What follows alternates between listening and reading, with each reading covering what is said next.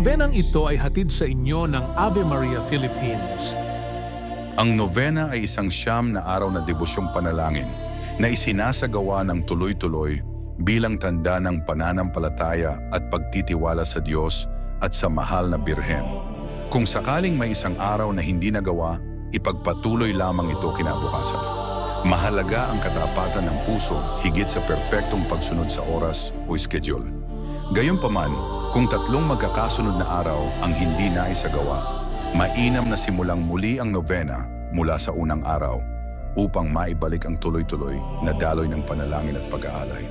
Hindi ito isang parusa, kundi paanyayang ibalik sa puso ang disiplina, debosyon at pagmamahal na inaalay natin sa Diyos at sa mahal na Ina. Ang pinakamahalaga ay ang taos-pusong pagdasal at pananatiling tapat sa debosyon. Ngayon, simulan natin ang pangwalong araw. Santa Maria. Sa ngalan ng Ama, ng Anak at ng Espiritu Santo. Ikawalong araw, pag-ibig. Maikling pagninilay. Si Maria, ang huwaran ng dalisay na pag-ibig. Ang buhay ni Maria ay pag-ibig. Pag-ibig na naglilingkod, nagpupunyagi at nagsasakripisyo. Naway turuan niya tayong magmahal ng tapat at maging daluyan ng pag-ibig ng Diyos sa ibang tao.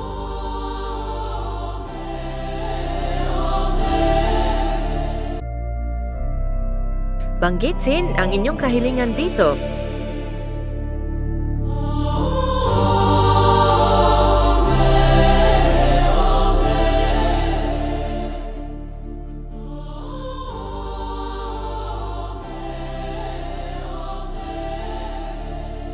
Ina ng laging saklolo, narito ako, isang makasalanan, sa iyong harapan.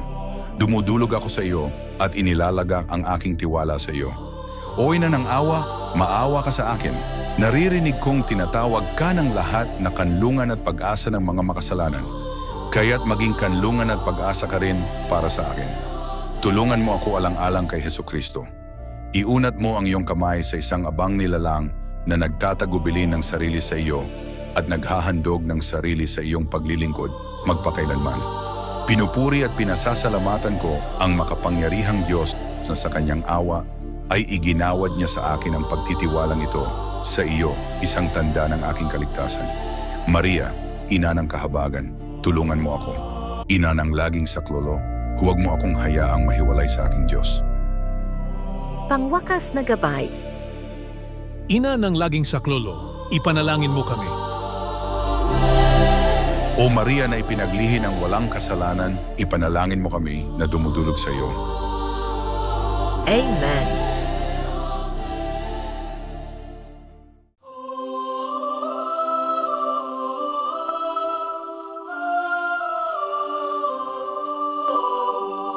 Sanctus Dominus, gloria Patri et Filio, et Spiritui Sancto.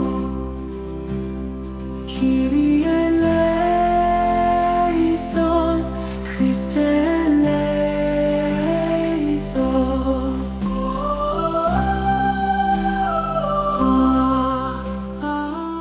Ama namin sumasalangit ka, sambahin ang ngalan mo. Mapasa amin ang kaharian mo. Sundin ang loob mo dito sa lupa para nang sa langit. Bigyan mo kami ngayon ng aming kakanin sa araw-araw. At patawarin mo kami sa aming mga sala para nang pagpapatawad namin sa nagkakasala sa amin. At huwag mo kaming ipahintulot sa tukso at iadya mo kami sa lahat ng masama. Sapagkat sa iyo'y nagmumula ang kaharian, ang kapangyarihan at ang kaluwalhatian magpasawalang hanggan. Amen.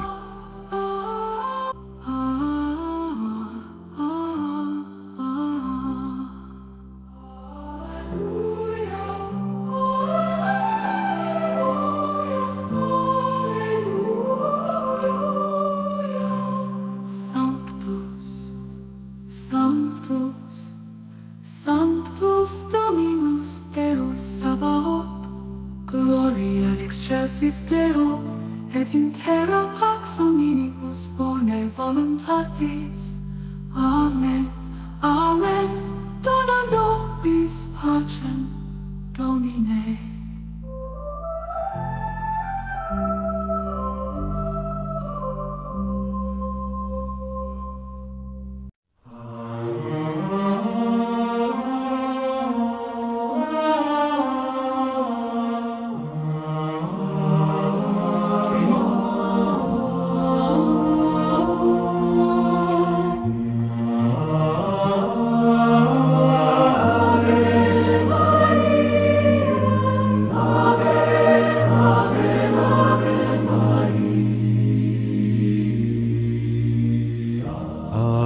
Panginoong Maria,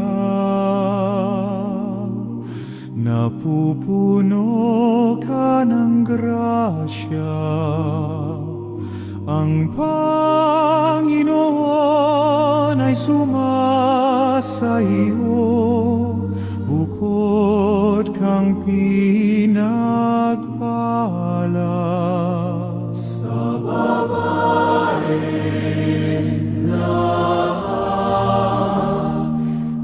pinagpalaman ang iyong anak na si Jesus. Santa Maria, Ina ng Diyos, ipanalangin mo kami makasalanan ngayon. At kung kami mamapatay, Amen, Amen. Aba Ginong Maria, napupuno ka ng grasya.